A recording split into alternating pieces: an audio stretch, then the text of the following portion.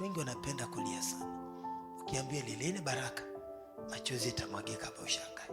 Lakini ukiambia utubuni, unasikia wanatubu wawili, wanatubu watatu.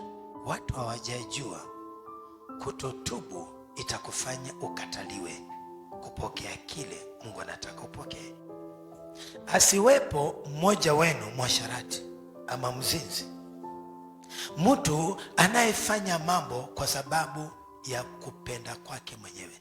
Yaani mtu anaenda kufanya usharati kwa sababu ya tamaa zake. Mtu anayetaka kujiweka hali zake kwa sababu ya faida yake mwenyewe. Asiwepo. Mtu anayejipenda hapendi wengine. Asiwepo.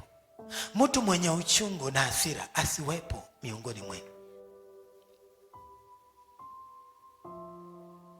Jina la Bwana litukuzwe. Haleluya. Esau hakufanya uzinzi, lakini anaitwa mzinzi.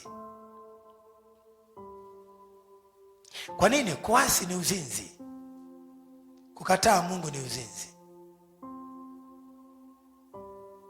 Hauna tofauti aliyezini na naye aliye kanisani asiyetaka Mungu. Hawana tofauti.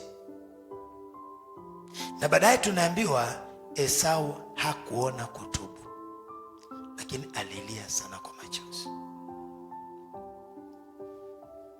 lakini hakukubaliwa. Hata kama alilia, usi mtu wa kulia na ulie ujuu unalilia nini? Watu wengi wanapenda kulia sana. Ukiambia lilini baraka, machozi itamwagika hapa ushangae. Lakini ukiambia utubuni, unasikia wanatubu wawili, wanatubu watatu. Kwa nini?